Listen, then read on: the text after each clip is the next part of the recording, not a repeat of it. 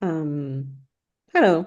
We're live. Welcome to the Node Technical Steering Committee meeting. So I guess we can go ahead with the agenda. Hello. We're live. Welcome to. I think I should close it to our feedback. Okay.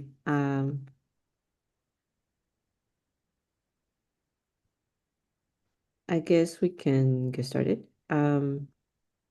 So I'll just go through the agenda item. The first thing is tools, add encrypto updater script. Is issue 61613. Let me see who added it to the agenda. Might be me. Okay. Yeah, so it's a PR that yeah, the title as it adds the update script, but the point of containment maintained in its own repo or as part of the code base. Right now, it sits in a somewhat weird place where it's in the depths folder, but Node.js/Node has its own fork with the commits are being reviewed by collaborators, etc. And we also have Node.js/Encrypto, which is basically a different fork. So what I did is open a PR on Node.js/Encrypto to make it to sync the code base, right? To have the same code as in Node.js/Node. And this PR was, okay, let's switch the maintenance to the other repo. And yeah, I guess Yagiz and James would be the one who were in favor of that, and they're not here today, so I don't know if we can have a very productive conversation without them.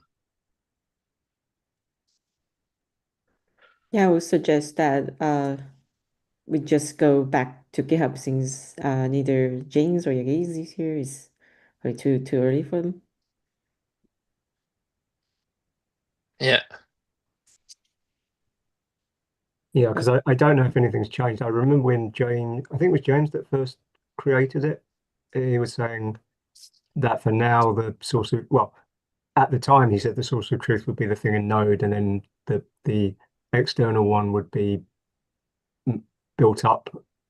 But I don't know if we've got to the point of inflection where it can be switched over. I guess for Node, it doesn't matter too much. Well, it's not true.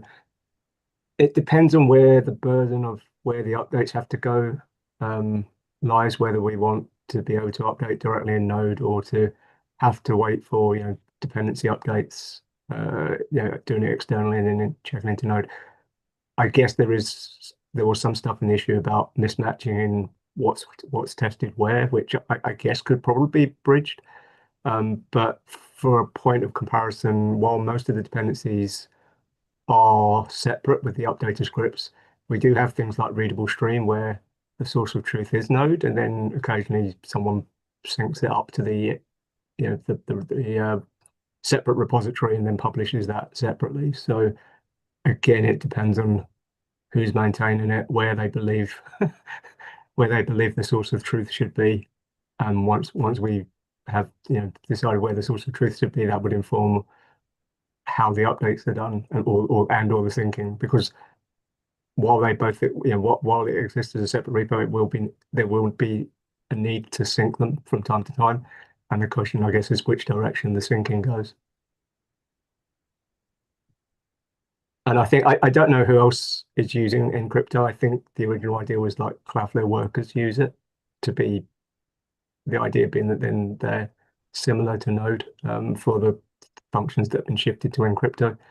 So again, maybe, like I said, might need Geese or James to chime in as to where they think the source of truth for Encrypto is now. I think for me the source of truth problem is less so that the other copy does not get the kind of testing that Node Core has, and we kind of support those extra. Because, for example, like being able to build against many different dynamically linked OpenSSL is something that we do support, but in the other repo is not tested that way. So then you can introduce mismatches if that becomes the source of truth. Um, Yeah, but well, sorry. I imagine that, that could be addressed if there was a willingness to do that. I think the main question is that what is that the direction that uh, makes sense to go towards, in which case then there needs to be some things opened in the encrypto repo itself to beef up the testing. If that's what if that so this goes back to the source of truth question. It's if we feel that the uh, desired approach is that code is modified in Node and then gets synced to encrypto, or if it's the other way around, which is updates happening in crypto and get synced to Node, because that is that's the gist of this PR, which is this PR is saying actually we think the update should be in encrypto and then synced into Node, whereas I think up until now at least it's been the other way around. Um, either direction you do it, testing can be tweaked on both sides. It would obviously require someone to go in and do that, but I don't think, for example, that if it was a range of OpenSSL versions, it wouldn't be impossible to do that on on GitHub Actions. It's a case of writing the scaffolding around to write those tests and do that testing. There might be questions over coverage, so I don't know about how much of the encrypto API is tested. I mean, I haven't looked at it, but I assume they might be doing something on the encrypto side in terms of tests. Yeah, and Yeah. also there's building against boring SSL, which we no longer support, I think, on Node.js/Node. No, we've never supported boring SSL in Node, so Okay. we've tolerated it. So if Electron provide patches and they're not too intrusive, we'll take them. But we have never tested against boring SSL in Node. Yeah, it There was quick was TLS that we were using, It was quick to right? left we're using. Yeah. And then the only thing we've got is we are still testing against OpenSSL 111. And there is an open issue saying we should stop doing that. But there is a question saying, well, 111 is probably the closest we've got to boring. Boring was forked off OpenSSL 1 and not really adopted a lot of the OpenSSL 3 APIs. So probably while it's not the same, there's probably a lot more commonality between the OpenSSL 1 pathways and boring than there is with the OpenSSL 3 pathways. So it's in the state where we've never taken the decision that we will support boring SSL in Node, but we will tolerate, if Electron or someone else offers patches that are deemed to be non-intrusive, then we will take those. And I think we've taken almost everything that has been PR'd. So yeah. Yeah, I Yeah, that's guess all we right. have. Well, if the only blocker is testing on OpenSSL, I agree that that's a feedback that seems actionable, but maybe Philip also has, because I've seen Philip also said he was against it. So maybe we should just table this discussion for a later meeting. Yeah. And again, this is like because once you break things into more dependencies, and then you now say if you want to change something, the change has to go here and then gets updated into Node. It's more friction to putting changes into Node, but it may still be the right thing. Yeah, that's the debate to be had, which is it's like how do you make changes because they're not in isolation. Um, it's not like encrypto is completely separated from Node. It's encapsulated some common crypto bits, but there's still a lot left in Node that's dependent on the functionality that is now in crypto. So as things get added, you might need to now look in two places instead of one, which I guess is the cause of concern or discomfort. I'm not sure. Yeah, feels like it's more a question of it makes the process of lending changes harder, Yes. Yeah. because I guess if Encrypto wants to keep supporting boring SSL, for example, that doesn't really like it's again behind the flag, right? So it's I don't think it would be a problem for encryptor to add the stuff as long as it's behind flags, even if Node doesn't use it. But anyway, let's keep it at this if we don't have direct report. What less to discuss at this point?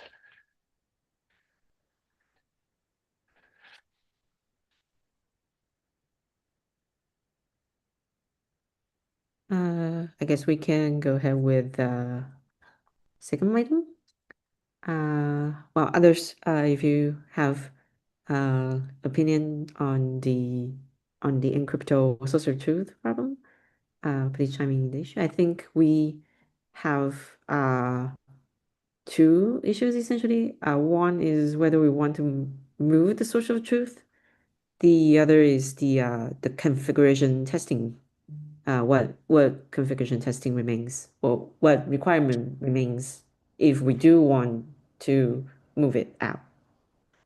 So, yeah. The second one is GitHub Actions cache rate limits. Not sure who added it. Just can I interject a moment? I think Bart Lowers is in the waiting room, and if he is, should we skip all the way to the PR he wants to discuss, which is the next one, Marcus? I am here. Oh yeah, here you go. Oh, So you the don't next keep one him is, waiting. No, it's fine. Oh, the SQLite Marcus release candidate. Yes, that's the one. Do we have all the people chiming the thread here, or like most of them? Doesn't look like it. I Right, think Mateo is not here. yeah, I think the relevant people are Mateo and maybe Eddie Silva. So Eddie is working on the async implementation so that you can run queries on a background thread instead of doing it synchronously. And Mateo created a PR to stabilize the SQLite integration. And I think so. I was the one that was being difficult. I said, "Hey, let's decide on the API of the async API because we might want to change the current API depending on the like how we're designing that." So I think the main question is, do we want to have a class database sync and then a database class, or do we just want to have one class that's called database and then you can get an async handle from there? So yeah, I think we need to decide on that, and yeah, I'll try again next TSC meeting if everyone is there to if we can discuss that, because right now it doesn't seem to make sense because not sure. Yeah, I know Antoine, he also works on some SQLite stuff, but yeah, should probably wait or do it in GitHub, the discussion. Yeah, what would you think is missing for the discussion to happen on GitHub? So I think what I'm gonna do is I'm gonna ask Eddie if he wants to rename the database sync class to just database, because he seems to like my suggested API for where you could just call dot pool on an existing database class to get an async handle instead of having two separate classes. So I'm just gonna ask it. So I'm just gonna ask him, hey, do you want to make that change? Because if we go that route, it makes sense to rename database sync. And if not, then I can make a PR and then we can discuss it further there. So I think that's the right way to go.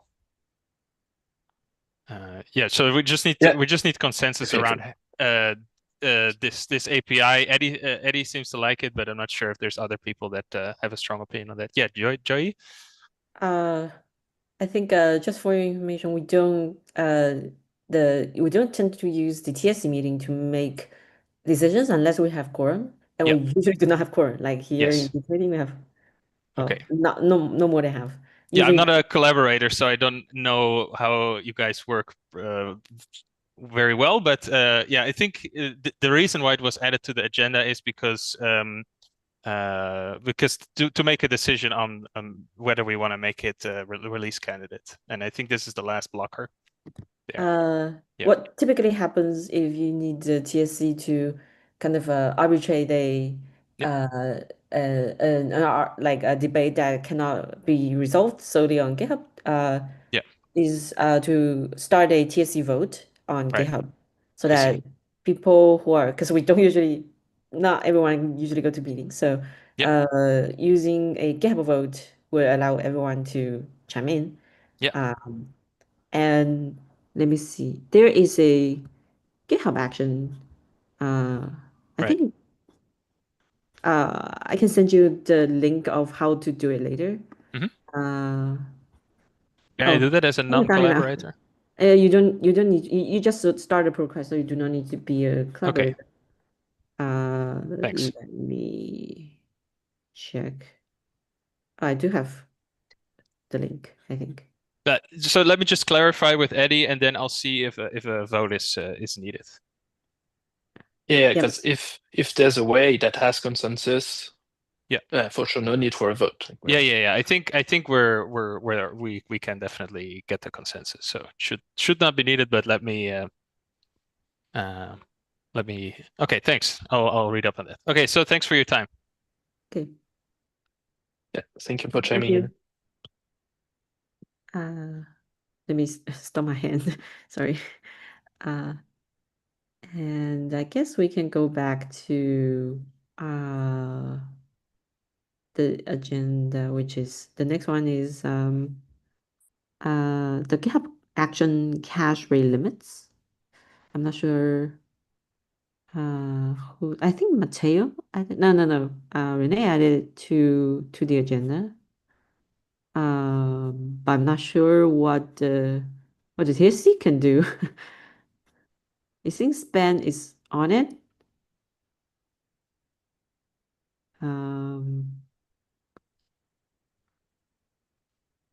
Anyone think that they want to discuss about this item, or should we just let them handle it on GitHub? I don't know there's much to discuss other than, I guess, just for awareness. It's Ben was involved because anything that involves us paying or increasing limits on our Money. money, it has to go through him. And I think at the time this was put on the agenda, it wasn't clear whether we would be able to keep within the existing limit or we would need to bump the limit. I think the limit has been bumped up now. I don't know.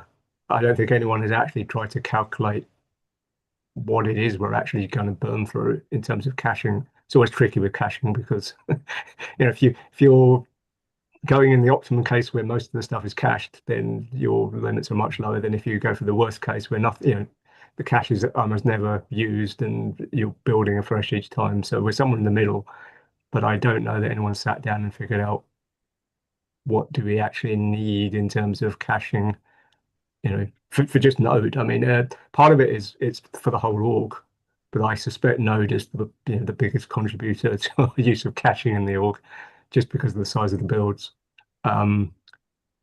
Build was tagged in the first place, but build has no involvement in the GitHub Actions caching stuff. So just for the people here or watching the recording, the build stuff is the Jenkins stuff, and Jenkins uses Ccache on our own local systems. So we don't hit any of the GitHub limits because we're not interacting with GitHub. Whereas this particular issue was opened by GitHub saying, hey, GitHub has tweaked the caching somewhat, and now we're running afoul of, I think, miss rates and limits or something.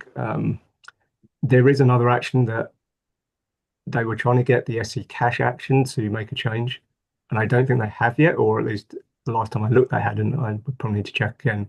So if the action makes a change, and this was to do with like backoffs, like how often you try to hit the cache, we'd probably want to take that but that's that. You know, there's not much we can do on that other than other than change caching providers. But you know, I don't. Again, that I don't think has been on the agenda. Well, if were to ask GitHub for a larger cache, how much, like Jenkins, for example, how much cache does it use? Well, Jenkins has 5 gig per platform on the machine, so it's Oh, persistent. It's not in a pool. So okay. there's no cache for the Per machine. entirety of what happens in Jenkins. It's a cache on a local machine, which can mean that in Jenkins, where we've got more than one machine, you may not hit the cache that the previous build did if it runs on the second machine or instead of the first one. But in GitHub Actions, everything gets pushed up to the shared cache. But I mean, we're only running what, Mac and Linux, I think, through SC cache. Again, I think the short answer is no one's actually tried to calculate, because I was in the discussion with was it René, about how the cache works in GitHub Actions, and I'm not even sure how much of it is reused because of the way the keys are done and the namings of the caches. So yeah, it's in Jenkins, we basically give the cache 5 gigs and then we let Ccache manage that. So you know, it takes care of evicting stuff or adding stuff into the cache as needed. But I don't know how SC cache interacts with GitHub Actions as to how the cache is actually managed and then pushed up to GitHub. Because you know, while there might be some management on the runner as the runner runs, it may still end up pushing you know, the whole cache as a new tarball up into the cache endpoint. I took a quick look, and I think we're not skipping non-main branches in the actions. I wonder if we should just disable that, like do not use SC cache if it's not building against main, because if you're building against release branches, chances are you're wiping somebody's caches and then you start flashing.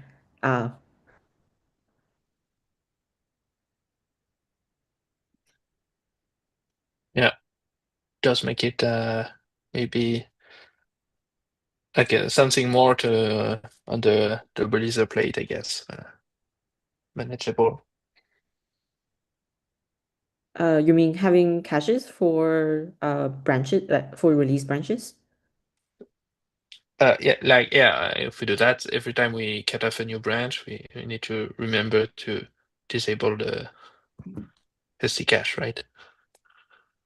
Oh, I mean, we Or can do that in the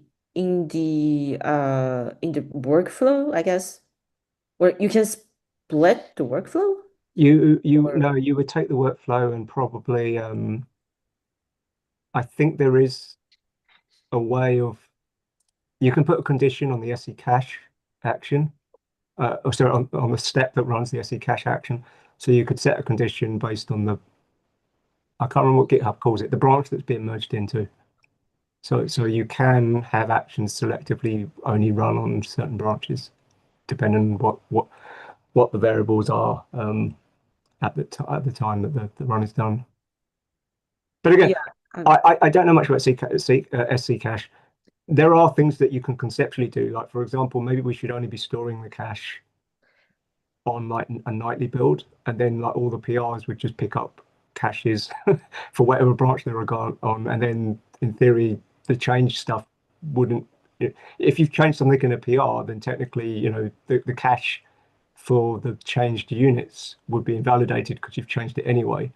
So again, this requires someone to have the time to look at things like that. I mean, one conceptual thing is if you can separate the fetching and using of the cache from the storing back into GitHub part of the equation, then if you only stored, say, a nightly run, we would cut down a lot on the amount of storage that needs to be pushed up.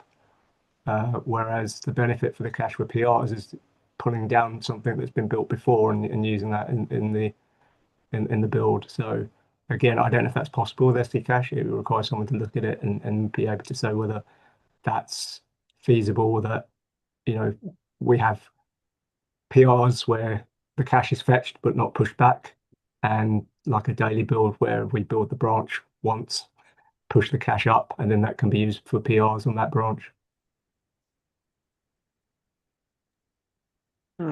Bart has the hands up.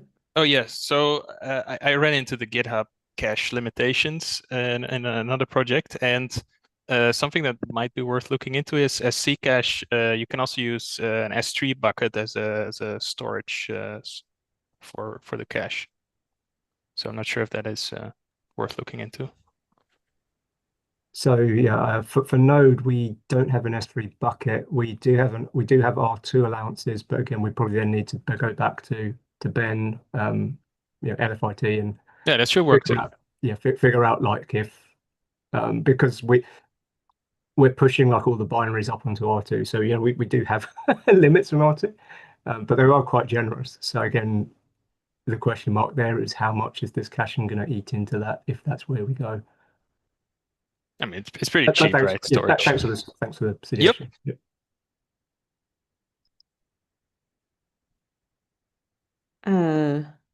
Just trying to quickly test the water here. Is anyone against turning off caches on non-meme branches for now, or like split them up so that they don't wipe each other? If not, I can just send a pull request to like, I think it's just like one line per flow to, if it's not on targeting main, just not set the environment variable to true, and then you do not use the cache, or like in the step you do not set up SC cache. That would Yeah, be I guess open the PR and we can have the discussion in the PR. yeah. We'll just see how it goes, I guess, because we weren't. I think when the actions first came along, we were not using the cache, so the cache has come in, well, for a good few months. But I mean, it wasn't there at the beginning. It is there now, and it has sped the builds up where the cache is useful. But yeah, do that. I think it's not so much of a case of it's overwriting caches. I think it's almost a case that every new PR build, so every GitHub run is pushing up a new tarball due to the way that the naming is done on the caches. But again, someone will need to go and check. So we just keep stuffing things into the cache, and then GitHub's own cache management evicts older caches from the shared pool. But it's different from how something like would work on a Jenkins, where the caches are managed, not as individual caches as a whole, but as a cache where the management is done within the cache itself. Whereas GitHub is kind of things are pushed up as an artifact for that run, and I think that's possibly compounding the usage. I think the GitHub stuff pointed out that it's probably SC cache, just that action. Yeah. If you Well, disable so that action.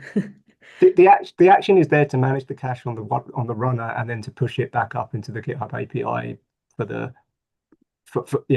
cache lives on our account, because the cache is generic to whatever tooling you use.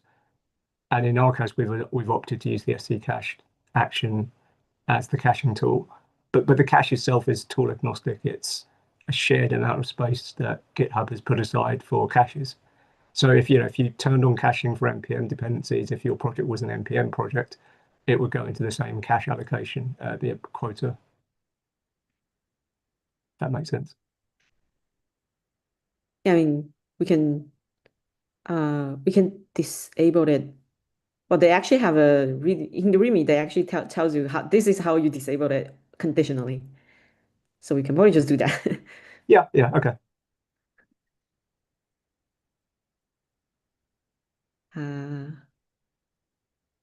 Okay, if no more questions, we can move on to the next one, which is new API doc tooling. I think we will need James and Claudio and a few others to discuss.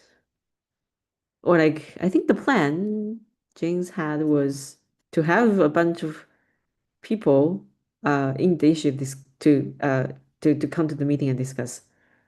But since James is not here, I guess we can keep it on GitHub.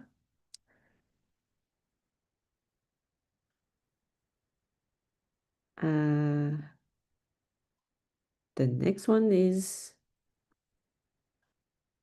colorize. I think it's added by Ruben. Do you want to take it? It's a long time ago. Yeah, I believe we should actually like we added the style text method as alternative by now because there was pushback about adding a child-like API to Node.js. Now, the users definitely need it and we need it as well. That's, I believe, out of the question.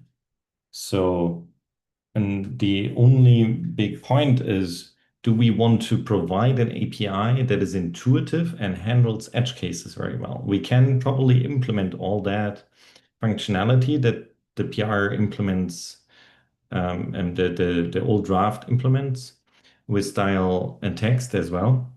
But it's not an API that feels natural. I definitely believe we should start doing that because it's just better for our users in this case. And they can also migrate easier, which is another aspect.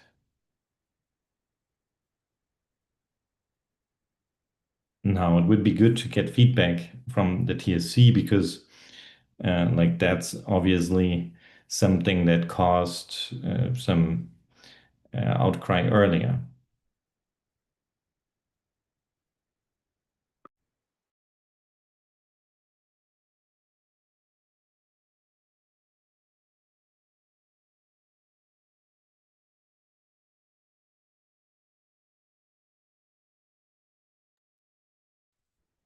No opinion at all?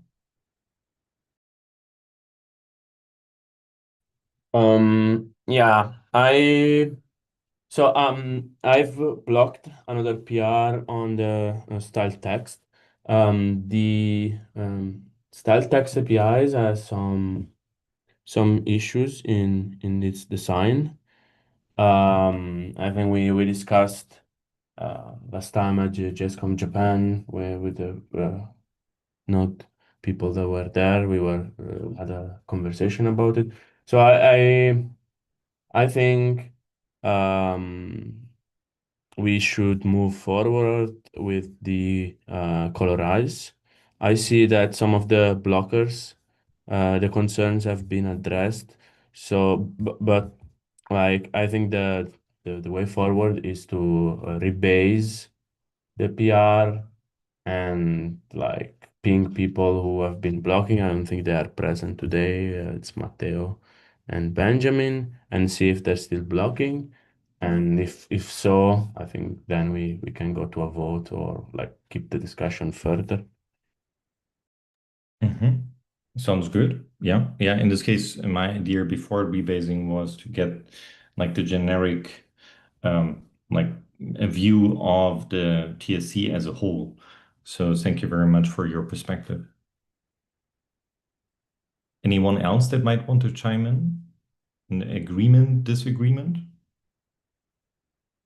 I see, you said you like the idea.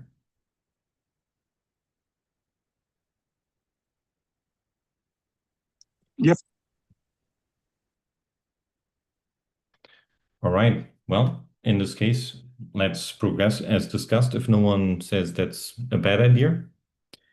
And depending on the further outcome, I would say let's even have a vote, worst case, because I believe that way we can really showcase, okay, we need to have an API that is easy to use for our users, and if we agree as a TSC on that or not. That I think that's a good approach in the end if we don't already reach such conclusion earlier.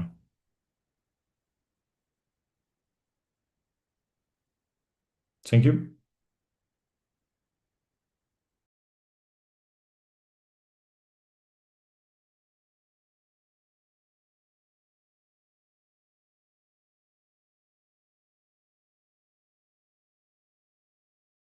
Sorry, I muted myself. I guess we can move on to the next item. It's the next one is Docker working group. Um, So I and guess the question is, I don't know how much we can say. So I know discussions has been going on via email threads.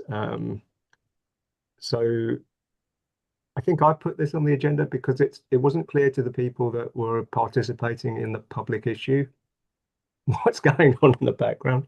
So I think it's on us to at some point provide some sort of update publicly. I don't know how far that needs to go, but you know, I know there's stuff being talked about, but it's not being pushed out into the open. And maybe it's not ready yet, but there's a disconnect between public discussion and private discussion. So I think it's just here so that we remember that, you know, it's not just we're talking about it, but I guess we need to come up with some sort of statement or updates or a plan or yeah, whatever it is we end up deciding. But I guess the short story is that it has become clear that maybe the Docker working group, as currently described on the repository, is not actually reflecting the current state of how it's actually being managed and operated. So that would be good to clear up. But then there are other questions as well as to specifically around what's actually on Docker Hub and the status of the platforms and things.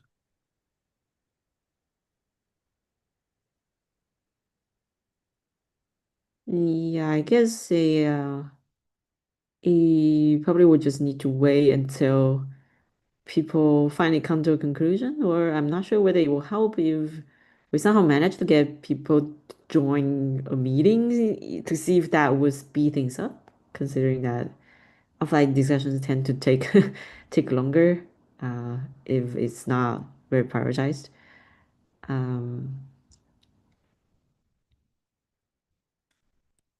Yeah, I mean, I think ultimately, uh, you know, we as a TSC decided a long time ago to make that a working group, which means that we trusted the people to operate that and have the autonomy to make decisions. To paraphrase some of the feedback we've got is that the people currently involved in that group don't believe that they can make the decisions, which seems to go against having the working group as a chartered working group. So, you know, discussions going on as to how to fix that or what we do about that. But ultimately, you know, if the working group isn't making the decisions, then the responsibility would have to fall back to us as the TSC. So yeah, I think we're probably not in position yet to say this is what we're doing, but I think we probably need to have this on here just to remind ourselves that we need to have to update the community on what we're doing on that front, because this all kicked off due to complaints about the the disconnect between releases going out and the Docker images being made available.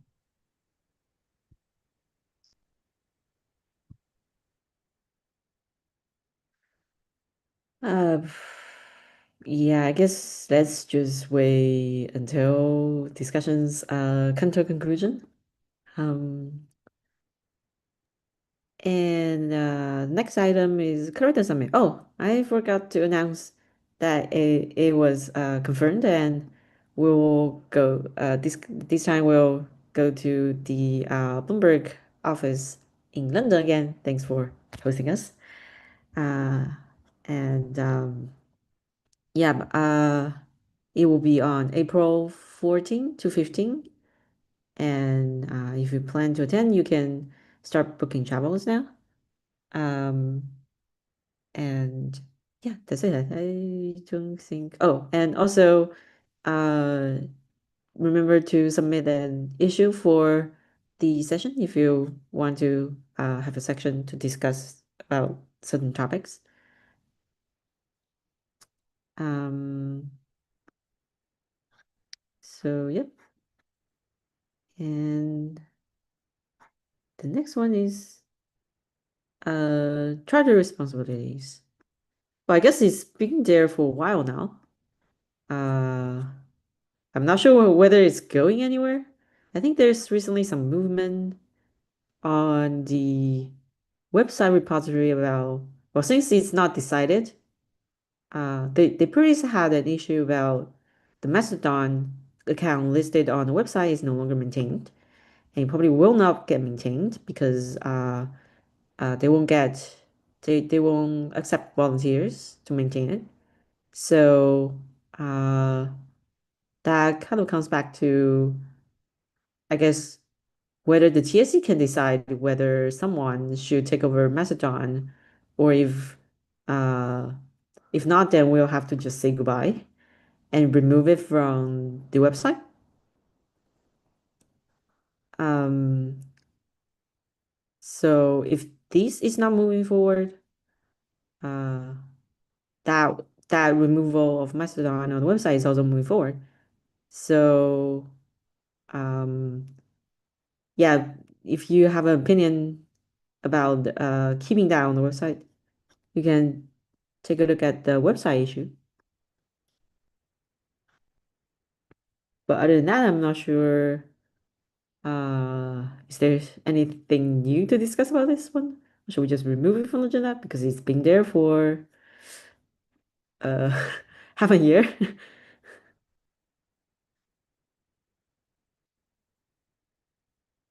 And it's not, I think it's not moving forward because it's not getting reviews by CVC or something. It's blocked by James and Mateo.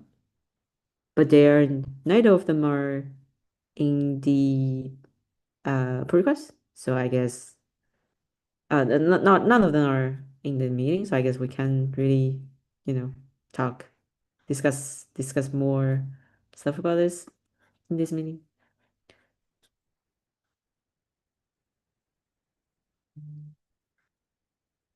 And there's also the funding discussion, which I guess is similarly very long, added very long ago.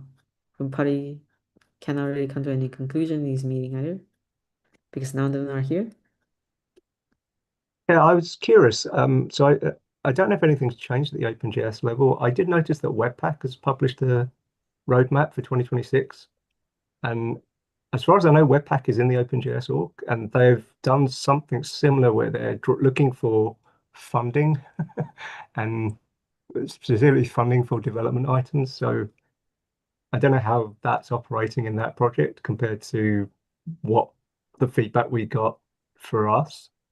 Um, so yeah, I don't know to who would be following up on that from our point of view, because yeah. Yeah, they are on, as far as I know, Webpack has Open Collective and a few other sources. Um, and we don't manage our stuff this way. But I recently noticed that there is a uh, donation from from the GitHub Secure Fund, but I think that was previously discussed somewhere through a OpenJS town hall call. So it was probably previously agreed, and they are just uh, like channeling their money this way. It's more of an accounting thing that they choose to go with GitHub sponsors to channel the money here. Um, but other than that, I think uh, yeah, we're kind of special in the organization in here. Um,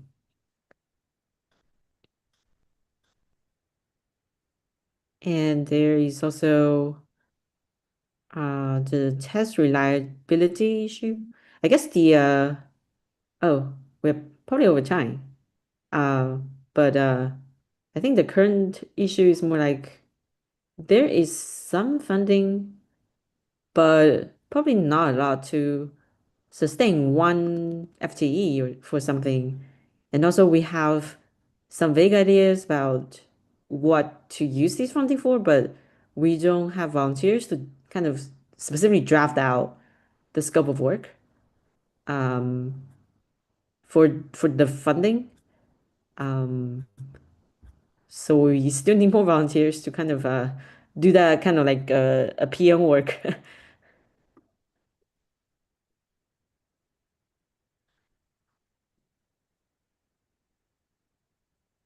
And yeah, I guess we can go to the next one, which is the last one. Is adding Matt to the web admin. I think there's no objections on the web team issue. And it seems we need quorum from TSC to decide on this.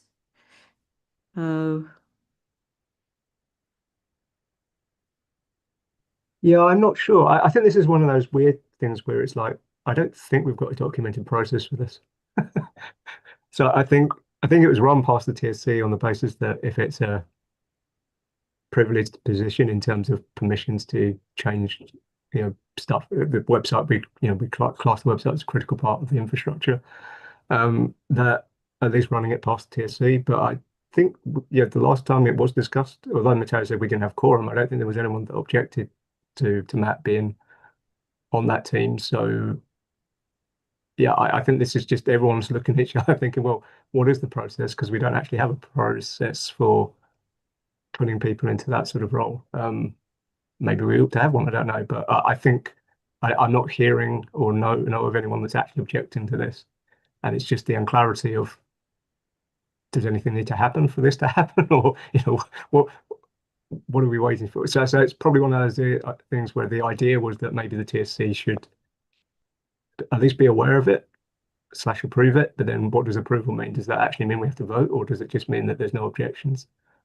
Because some of the other stuff we do have rules about, it gets raised a certain way, and then if there's no objections within a certain time period, then it's assumed to have passed.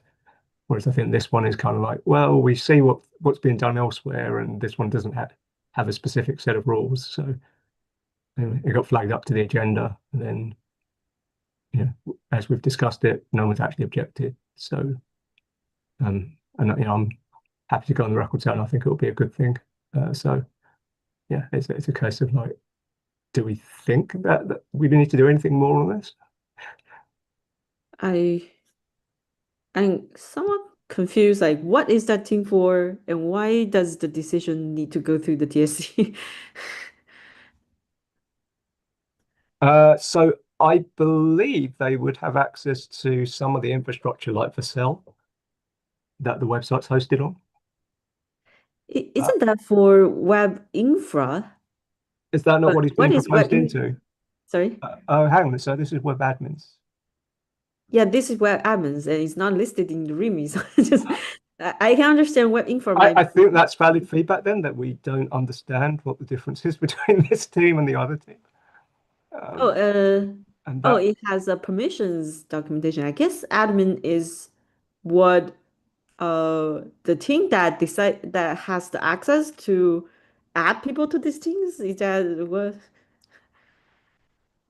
I'll be honest, I don't know, and I think that might be a valid question to ask in there. It's like if they're asking the TSC for feedback or permission or whatever it is, and the TSC, and we are sitting here thinking, well, we're not actually sure what we're being asked to,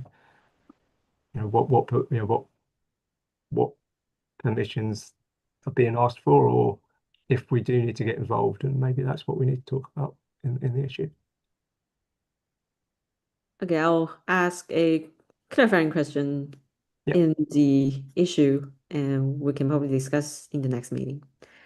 I think And that sounds good. And it might be that maybe what we need to do in the longer run is think about whether the website team itself should be a working group. So it's kind of in this weird situation where in the past, the website was part of the build working group because we ran all the infrastructure for the website. But since we moved, the stuff to Vercel, build has had very little involvement because, build doesn't even have access to Vercel. So it's a question of, there are people actively looking after it. And if we think that, we trust them to make the right decisions on behalf of the project, then maybe we should be formally delegating the responsibilities of running the website to them. Otherwise, we're in the situation where technically it's the TSC that has oversight of things. And if we're sitting here thinking we don't actually understand it or know it enough to make those decisions, then maybe we should formally declare that actually we trust these people to make their own decisions about who gets to be on those teams.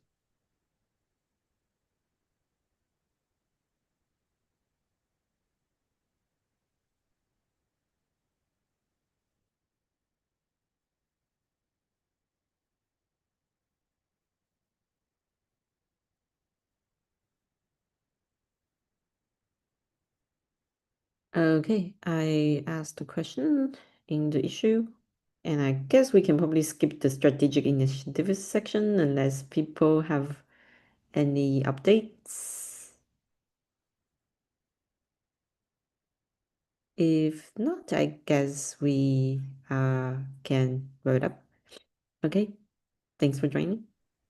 Bye.